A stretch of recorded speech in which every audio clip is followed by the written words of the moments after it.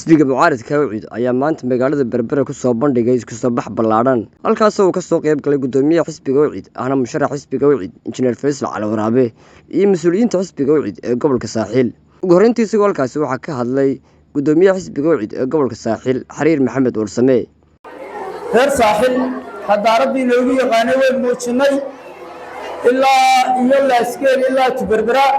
soo dhaweyn ku jeeyay musharaxa madaxweyne ee xisbiga Ucid cadaaladda daryeelka Faysal Cali Xuseen sidaa darteed ayuu habsalku u dhacay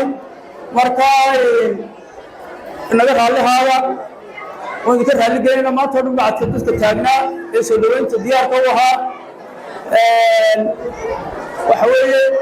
anagu waxaan wadnaa madaxweynaha garaafo lahayn qaranka ku sutan haliyeeya u hiiliya Berbera waxaan leenahay maanta inaynu fadhana ugu hiilino meelaha inayna xanuunayaan kii daweyn lahaa weeyaan qabaa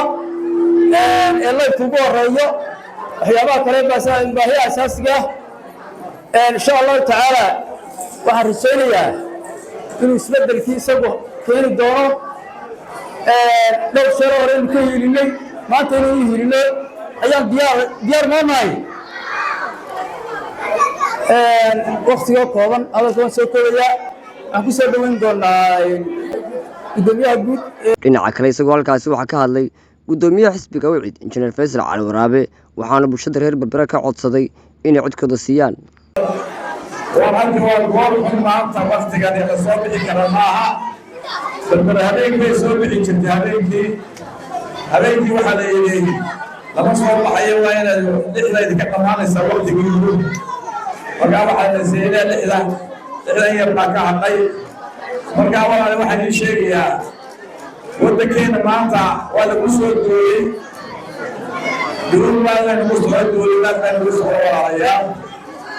duulimaadka waxaan ka baxayna inagoo midaysan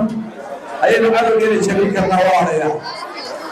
dalkeenu maanta waa aragtaan oo guluubteedu way kala tagtay shacbiga reer Soomaaliya waa aragtay maanta way kala tegeen waxaana lagu kala tegay doorashada dib looga dhacday waqtigeeda weeyay waxaan hambalyeeyaa odayaashii reer oo ee xalka inoo keenay baan hambalyeeyaa maanta doorashada insha Allah taala inoo dhici doonto waxaan kale oo hambalyeeyaa ulad cayniya aabihii jamhuuriyadda labaad ee Somaliland Maxamed Xaaji Ibrahim Ilaahay u naxariisto maxamed xaaji Ibrahim waa cagaha lagu taagay qaranimada Soomaaliya jamhuuriyadda labaad jamhuuriyadda Somaliland oo dastuurkii noo sameeyay oo lacagtii noo sameeyay oo inoo sameeyay calankii noo sameeyay oo institutionskii inoo bilaabay oo dagaalkii sokeeyay inaga joojiyay Ilaahay u naxariisto subxaanahu wa tacaala waxaan ii sheegay magaalada Berbera 2001 markan xusbiga sameeyay ayaan inoo xayradaas ka soo waxaan magaalada waxa ka dhigi doonaa insha Allah Hong Kong baa insha Allah taala wali kan dhigay maanta waa aragteen DB World ana ka shabeeyay inay noo hirgasho wadada kalidoorka ana ka shabeeyay inaan ka wada hirgasho maanta waxaan ka xumahay inay maanta la yidhaaho Berbera male heshiiska markaan gelinay kalidoorka waxa ku jiray 3 mashruuc oo waaweyn mid wuxuu ahaa in la sameeyo ku shaqeeya cadceedda ayaa heshiiska ka mid ahaa midna wuxuu ahaa in hogweyn kambasi oo kale ah la sameeyo kasadexaad wuxuu ahaa maadaama airportkeedii uu noqday base military in mid kale la sameeyo sibilka ah saddexdii midna ma hirgeli walaalayaa saddexdii midna ma hirgeli waxaa la arkaysaa dowladda ka seexatay walaalayaa waxaan ii sheegayaa maanta 3 musharax baa ku hordiinaa 3 musharax